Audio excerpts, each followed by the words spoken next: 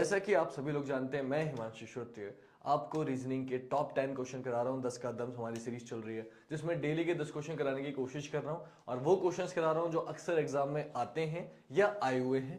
पहला क्वेश्चन आपके सामने ये दिख रहा है। समय बर्बाद आपका नहीं करूंगा बातें करके, ज्यादा सॉल्व टाइम लगाएंगे अपना क्वेश्चन सॉल्व करने में। तो आपने क्वेश्चन को देखा और क्वेश्चन को देख के आपको ये एहसास हुआ कि सर यहां क्या हो सकता है, तो बोले सर यहां सिंबल आपको वैल्यू पुट करनी है। अब देखो, अगर मुझे जीरो लेके आना है तो इतना आपको पता होना चाहिए कि भाई इधर जो भी संख्या आएगी उसमें से माइनस कर, कुछ माइनस करोगे बड़ी संख्या में तभी जीरो आएगा। अब कभी भी कुछ समझ में ना आए तो आपको बस ये देखना है, डिवाइड से अंदाजा लगाना है। क्या 8 6 से कटेगा? बोले नहीं कटेगा, तो ये ऑप्शन में नहीं उठाऊंगा। डिवाइड से अंदाजा लगाओ।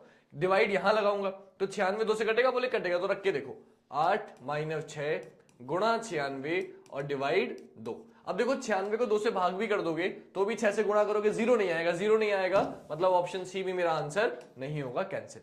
अब भी आ जाओ, बी भी यही है, बिल्कुल रख सकते हैं हम लोग। 8 गुणा 6 - 96 और डिवाइड 2। अब सॉल्व करिए, देखो 8 छंग 48 और 2 को 96, 96 को 2 से काटोगे तो कितना आ जाएगा? 48, 48 में 43 गया, जीरो। बेटा आ गया। कौन से ऑप्शन से आया? बी ऑप्शन से आया, तो आंसर क्या हो गया? ऑप्शन बी हो गया। ए चेक करने की जरूरत नहीं है। बहुत आसान सा अच्छा सा क्वेश्चन है, आई होप आपकी समझ में आ गया होगा। आते हैं बेटा अगले प्रश्न पर। अगला प्रश्न आपका ये है, बहुत अच्छा क्वेश्चन है। अगर आप अपने आप करने बैठोगे तो समझ में नहीं आएगा इतनी आसानी से, क्योंकि क्वेश्चन में वाकई में दम है। ये वो क्वेश्चन है जो अक्सर बच्चों को दिक्कत देता है। तो हुआ क्या है, 4 को यहां 6 लिखा है। 6 कैसे आया कि 4 में 1 का दुगना जोड़ दिया, यानी कि 4 में क्या कर दिया? 1 का दुगना यानी कि 2, 1 का दुगना यानी कि 2 प्लस कर दिया तो कितना आ गया? 6। वो इन्होंने यहां लिख दिया। सेम अब क्या किया, अब 1 को इन्होंने क्या लिखा भाई? 1 को कैसे लिखा है? तो इसने किया क्या है, आपको ये समझना है कि 1 में उससे अगले वाले का दुगना, 2 का दुगना यानी कि 4 जोड़ दिया तो कितना लिख दिया? 5। देखो ये लिखा है। सेम अब 2 में क्या करेंगे? बोले सर 2 में 3 का दुगना जोड़ेंगे। 3 का दुगना कितना होता है? 6। 2 में 6 जोड़ दो, कितना आ गया? 8। देखो ये लिख दिया। तो अब हम क्या करेंगे? अब हम 3 में क्या जोड़ेंगे? 4 का दुगना। 4 का दुगना कितना होता है? 8। और जब 8 में 3 जोड़ोगे कितना हो जाएगा? 8 में 3 जोड़ोगे 11 हो जाएगा। और 11 बेटा कौन से ऑप्शन में? बी ऑप्शन में। ऑप्शन बी आपका आंसर हो जाएगा। बहुत अच्छा पैटर्न है, समझ में नहीं आता क्या हो रहा है, मैंने लिख दिया है ताकि आपको समझ में अच्छे से आए। पिछली वाली संख्या में अगली वाली संख्या का दुगना जोड़ के तब आंसर आ रहा है। 1 में 2 का दुगना 4 जोड़ा 5 आ गया, 2 में 3 का दुगना 6 जोड़ा 8 आ गया, तो 3 में 4 का दुगना 8 जोड़ेंगे 11 आ जाएगा यहाँ पे। ठीक है बेटा, अच्छा क्वेश्चन है, ध्यान से लिखिएगा। आते हैं अगले प्रश्न पर। अगला क्वेश्चन आपकी अगर बात करें तो ये रहा। इसमें आपको रुस्तम को ये लिखा गया है और रस्तोई को ये लिखा गया है। अब कई बच्चे ना यहाँ क्या करेंगे, पैटर्न बनाते रह जाएंगे लेकिन उनका आंसर नहीं आएगा। बेटा पता है क्यों नहीं आएगा? उनका आंसर इसलिए नहीं आएगा कि वे सोचेंगे आर से आई कैसे आया, फिर यू से एन कैसे आया, लेकिन सोचना ही नहीं है। क्योंकि आपसे पूछा गया रशिया को क्या लिखा जाएगा। और नोटिस करो कि यहाँ पे आर भी है, यू भी है, एस भी है और यहाँ पे आई आ गया और ए आ गया, यानी कि जो पूछा जा रहा है वो सभी अल्फाबेट आपके पहले से मौजूद है। तो याद रखिएगा, जब कभी भी जो कोडिंग आपसे पूछी जा रही है, जिस वर्ड को आपसे पूछा जा रहा है उसके सारे अल्फाबेट मौजूद होते हैं, तो बस ऊपर से नीचे कॉपी कर देते हैं, हमारा आंसर आ जाता है। इससे ज्यादा कुछ नहीं करना होता। तो सेम आप करेंगे। आपसे पूछा था रशिया को, तो आर को देखो यहां भी आई लिखा है, यहां भी आई लिखा है, तो आप भी आर को क्या लिख दोगे? आई लिख दोगे। यू को चेक करो, बोले सर यू को इन्होंने एन लिखा है, एच को इन्होंने डब्ल्यू लिखा है। तो आई एन डब्ल्यू अगर आप चेक करोगे सिर्फ एक ही ऑप्शन में, आगे चेक करने की जरूरत नहीं है।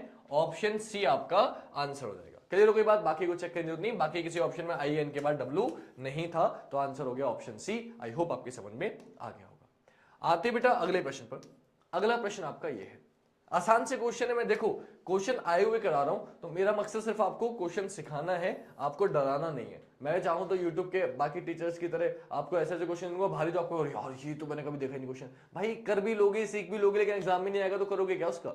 हमें एग्जाम क्लियर करना है, तो मैं वो क्वेश्चन करा रहा हूं जो एग्जाम में आए हुए, जो एग्जाम में आएंगे। मुझे मकसद आपको डराना या आपको ऐसे क्वेश्चन कराना नहीं है कि आप भाई मेरा ऑनलाइन कोर्स खरीदो। आप अगर मुझसे कहीं भी पढ़ रहे हो और मुझसे ऑनलाइन कोर्स नहीं खरीदोगे तो आप कुछ कर ही नहीं सकते। नहीं भाई, आप अच्छे से अगर पढ़ रहे हो, आप अगर तैयारी कर रहे हो, ऑफलाइन तैयारी करो तो वो इनफ है। और मैं आपसे कहूंगा कि आप ऑफलाइन आओ। ऑफलाइन की बात हमेशा ऑनलाइन से अच्छी होती है। तो ऑनलाइन तो हम प्रैक्टिस करा रहे हैं, लेकिन ऑफलाइन आओ, कोचिंग आओ चाणक्य पदक अकेडमी, और ऑफलाइन बैच ज्वाइन करो, आपको और अच्छे समझ में आएगा। और कोई भी क्वेश्चन आप चेक कर लेना, हमारे पढ़ाई हुए से बाहर नहीं जाएगा। ठीक है बेटा, अगले क्वेश्चन पे आओ। क्या बोला? दी गई आर्थिक में कितने लोग 2 विषय पढ़ते हैं? अब देखो केवल 2 का मतलब क्या है? सिर्फ 2 ही विषय पढ़ने चाहिए। तो देखो ये 5 जो है 8 और 5 के बीच में आ रहे हैं, तो ये मैथ भी पढ़ रहे हैं, फिजिक्स भी पढ़ रहे हैं। ये 6 मैथ भी पढ़ रहे हैं, केमिस्ट्री भी पढ़ रहे हैं। और ये 12 फिजिक्स भी पढ़ रहे हैं, केमिस्ट्री भी पढ़ रहे हैं। केवल 2 बोला इसलिए 3 वालों को काउंट नहीं करूंगा। तो 5 प्लस 6 और प्लस 12, इन सबको जोड़ दो बेटा, कितना हो गया 5 6 11 12 23, आंसर हो गया ऑप्शन बी 23। बस देख के बताना होता है, आप बता देंगे आंसर आपका आ जाएगा। आते हैं बेटा अगले प्रश्न पर। अगला प्रश्न आपका ये रहा, क्या बोला है आपसे, बोला है Seema walk 7 metre to the south east. बेटा मैंने ये क्वेश्चन बायलिंगुअल इसलिए दे रहा हूं ताकि आप सीबीएसई और डॉलर चैनल वो भी कर पाए, तो प्लीज आप ज्यादा से ज्यादा वीडियो को शेयर करिए, चाहे आपका फ्रेंड सीबीएसई बोर्ड का हो चाहे यूपी बोर्ड का, वो देखेगा तो उससे जरूर उसको नई सीख मिलेगी और ऐसे क्वेश्चन जब एग्जाम में आएंगे वो कर पाएगा। तो क्या बोला है बेटा, बिंदु ए से सीमा दक्षिण पूर्व दिशा में 7 मीटर चलती है। आप सभी को पता है साउथ ईस्ट डायरेक्शन ये होती है, तो मान लो यहां से चली नीचे की तरफ, नीचे साउथ, इधर ये साउथ ईस्ट में चली, कितना चली 7 मीटर। फिर वो पश्चिम दिशा में 14 मीटर चलती है, पश्चिम किधर होता है बेटा, वेस्ट होता है इधर, पश्चिम दिशा में चली 14 मीटर, आपने चल दिया। फिर उत्तर पश्चिम दिशा में 7 मीटर चली, उत्तर पश्चिम बेटा ये होता है, कितना चली 7 मीटर। और अंत में वह पूर्व दिशा की ओर 4 मीटर चली, अब अंत में पूर्व की ओर चली 4 मीटर। ठीक है बेटा, आपसे क्या पूछा है, तथा बिंदु बी पर पहुंचते, ये ए बिंदु, बी बिंदु था, ये ए बिंदु था।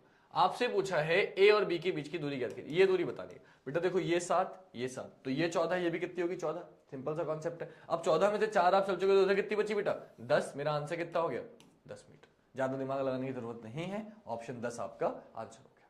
क्लियर हो गई बात। आते बेटा अगले क्वेश्चन। अगला क्वेश्चन आपका ये रहा, 1966 में गणतंत्र दिवस रविवार को मनाया जाता है, दोबारा ये रविवार को किस वर्ष मनाया जाएगा। मैंने आपको बहुत सिंपल तरीका बताया, जब भी सेम डे की बात करें, ईयर सेम बनाना हो, तो जो भी ईयर चेक किया आपको चेक करो लीप ईयर है या नहीं। लीप ईयर चेक करने के लिए क्या करते हैं, आखिरी की 2 संख्याओं को 4 से भाग करो, क्योंकि फरवरी 29 फरवरी 4 साल बाद आती है, 4 से कट गया तो लीप ईयर है, वरना लीप ईयर नहीं है। इसे काटो, 4 दूनी 8, 4 एकम 4, 1 बचा 2 बचा और 26 4 के बारे में नहीं आता, मतलब नहीं कटा, इसका मतलब ये लीप ईयर नहीं है। अगर बेटा ये लीप ईयर होता तो मैं 28 जोड़ देता, मेरा आंसर आ जाता। अब कभी अगर कोई वर्ष लीप ईयर ना हो तो आप उससे पिछला वर्ष चेक करो, तो 66 से पिछला क्या आएगा, बोले सर 65, क्या 65 4 से कट रहा है, बोले नहीं सर ये भी नहीं कट रहा, देखो 4 एकम 4 2 बचा, 25 4 के पहाड़े में ये भी नहीं कटा। तो अगर पिछला लीप ईयर होता, जो भी ईयर दिया गया है उससे पिछला लीप ईयर होता, मैं 6 जोड़ देता, मेरा आंसर आ जाता। लेकिन यहां ना तो ये कंडीशन लगी ना ये कंडीशन लगी। अगर कोई भी ईयर ऐसा आ जाए जिसमें ये दोनों कंडीशन ना लगे, तो आपका रूल होता है कि आप उसके बाद अगर ये दोनों कंडीशन नहीं लगेंगे तो आप 11 जोड़ देंगे, आपका आंसर आ जाएगा। तो आप 11 जोड़ दो, आपका आंसर आ गया 1977। कौन से ऑप्शन है बेटा, ऑप्शन सी में आपका आंसर हो गया। लीप ईयर हो 28 जोड़ो, उससे पिछला वाला लीप ईयर हो 6 जोड़ो, और दोनों काम ना करें तो 11 जोड़ दो, आंसर आ जाएगा। बात खत्म हो गई। अच्छा सा क्वेश्चन है, आगे बढ़ते हैं अगले क्वेश्चन। ठीक, अगले क्वेश्चन पे आते हैं। अगले क्वेश्चन की अगर बात करेंगे तो अगले क्वेश्चन में क्या बोला आपसे, अगले क्वेश्चन में आपसे ये बोला है, कोई अध्यापक साइकिल से स्कूल नहीं जाता है, कोई अध्यापक साइकिल से स्कूल नहीं जाता है। दूसरा बोला आनंद साइकिल द्वारा स्कूल आता है। ठीक है, अब अध्यापक जो है वो साइकिल से स्कूल नहीं जाता, यानी कि अध्यापक हो गया और स्कूल बिल्कुल अलग अलग है, इनका कोई आपस में संबंध नहीं है। फिर बोला आनंद साइकिल द्वारा स्कूल जाता है। अब एक बात बताओ, आनंद साइकिल द्वारा स्कूल जाता है, ये इसको ऐसे ही करना पड़ेगा, हमें लिखने की जरूरत नहीं, डायरेक्टली माइंड में करेंगे। पहला बोला आनंद अध्यापक नहीं है। देखो एक बात बताओ, कोई भी अध्यापक जो है वो साइकिल से स्कूल नहीं आता, ठीक है, और आनंद साइकिल द्वारा आता है, तो कंफर्म है कि अगर आनंद साइकिल द्वारा स्कूल आ रहा है और अध्यापक कोई आता नहीं, इसका मतलब वो अध्यापक नहीं है, यानी कि आनंद अध्यापक नहीं है। पहला वाला क्या हो गया, सही हो गया। दूसरा वाला आनंद एक विद्यार्थी, देखो ये आप नहीं बता सकते, क्योंकि पियून भी हो सकता है, कुक भी हो सकता है, सफाई कर्मचारी हो सकता है, कुछ भी हो सकता है, सिर्फ वो टीचर नहीं है। लेकिन आप ये नहीं बता सकते कि वो विद्यार्थी है या नहीं है। फिर दूसरा वाला क्या हो गया, गलत हो गया। आंसर क्या हो जाएगा, आंसर हो जाएगा केवल निष्कर्ष एक अनुसरण करता है। ऑप्शन डी आपका आंसर हो जाएगा। आते बेटा अगले प्रश्न। अगला प्रश्न आपका ये रहा, आपसे बोला 2 वर्ष पहले माता की आयु अपने पुत्र की आयु की चाहे। देखो वैसे ही मैथ का क्वेश्चन है, ये मैथ वाले सर आपको एज वाले चैप्टर पढ़ाते हैं, बट रीजनिंग में भी आ जाता है, क्योंकि यूपी पुलिस में मिक्स आता है रीजनिंग मैथ, तो मैं आपको फिर भी करा देता हूं कि इस क्वेश्चन को कैसे करना है। तो मैं तो हमेशा इस क्वेश्चन को ऑप्शन से करना ज्यादा पसंद करता हूं, कि उसने बोला 2 वर्ष पहले माता का। देखो 1 से 2 माइनस करूंगा माइनस में जाएगा, 1 से 2 माइनस करूंगा तो ये दोनों उठा के तो फायदा है नहीं। सपोज को मैंने ऑप्शन बी उठाया तो 38:11 उनका वर्तमान आयु का अनुपात पूछा, मैंने मान लिया वर्तमान, प्रेजेंट आयु क्या है, बोले ये प्रेजेंट आयु है 38:11। उनने बोला 2 वर्ष पहले माता की आयु पुत्र की आयु 2 वर्ष पहले माता हो जाएंगी 36 की, पुत्र हो जाएगा 9 का। क्या बेटा 4 गुना है, बोले हाँ सर 4 गुना है, 9 तो 36, बोले कंडीशन फॉलो हो गई। लेकिन अभी अगली कंडीशन में चेक करनी है कि 6 वर्ष बाद, तो 38 में 6 जोड़ दो कितना हो गया 44, 11 में 6 जोड़ दो हो गया कितना हो गया 17।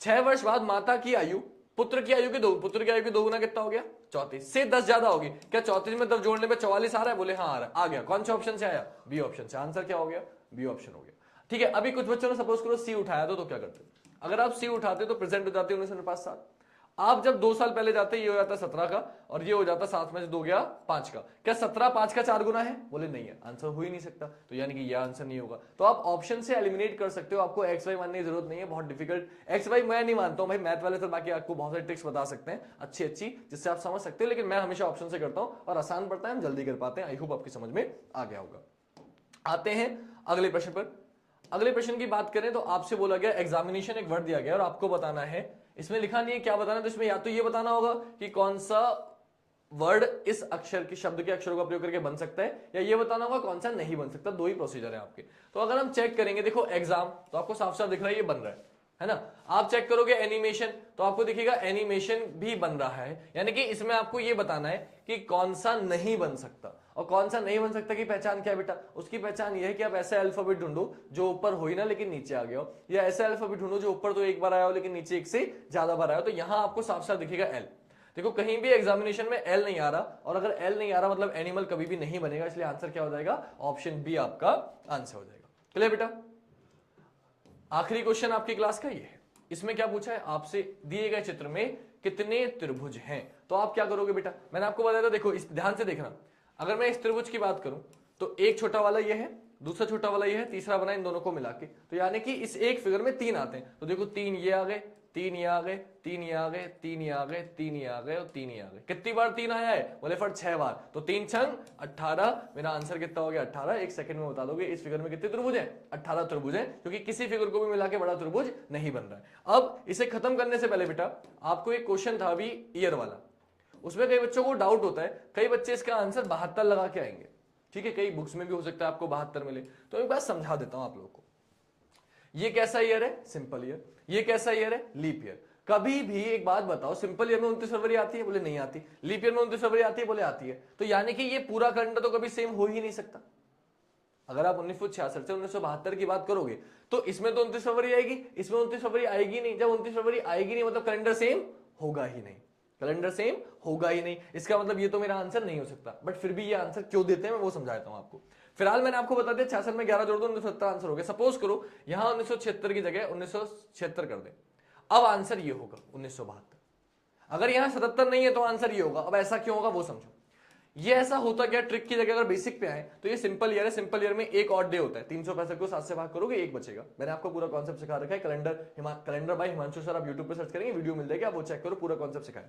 1966 सिंपल ईयर है एक विषम दिन बचेगा 67 में एक बचेगा 68 में आप चेक करो तो आप काटोगे जब इसे 4 एकम 4 4 फत्ते 28 कट गया यानी कि 2 बचेगा 69 में एक बचेगा 70 में एक बचेगा 71 में एक बचेगा लीप ईयर में 2 और सिंपल ईयर में 1 क्योंकि लीप ईयर में 366 दिन होते हैं 7 से बांट करोगे 2 बचेगा सिंपल ईयर में 1 बचेगा जोड़ो 2 2 4 3 7 बन गया जैसे ही 7 बन गया आप रुक जाओ क्योंकि 7 दिन बाद दिन क्या हो जाता है रिपीट हो जाता है तो कौन सा ईयर आ गया बेटा 1972 हो गया सेम 7 दिन बाद दिन रिपीट हो गया लेकिन ये कहां तक सेम हो ये सिंपल ईयर है ये लीप ईयर तो सेम तो होगा लेकिन बेटा 1 जनवरी से सिर्फ 28 फरवरी तक का कैलेंडर सेम होगा और उन्होंने क्या पूछा था बेटा गणतंत्र दिवस जो कि 26 जनवरी में आता है यानी कि 26 जनवरी तो इसमें भी सेम होगी 72 में भी क्योंकि फरवरी तक तो सेम है ना 28 फरवरी तक उसके बाद बदला है इसलिए अगर यहां 77 नहीं होगा तो आंसर 1972 होगा बट क्योंकि 77 दिया है तो दोनों आंसर तो देगा नहीं भाई दोनों में से कोई एक चुनना है आपको तो आप 1975 चुनो क्योंकि उसका पूरा कैलेंडर सेम है जब दोनों दिए क्योंकि सेम तो पूरा उसका है ठीक है बात तो मैंने दोनों कॉन्सेप्ट क्लियर कर दिया आपको अलग अलग किताबों में अलग अलग आंसर मिल सकता है तो आपको डाउट ना रहे इसलिए मैंने क्लियर कर दिया है फिलहाल आज की क्लास यहीं समाप्त करेंगे वीडियो अच्छी लगी हो तो लाइक करेगा कमेंट करेगा शेयर करेगा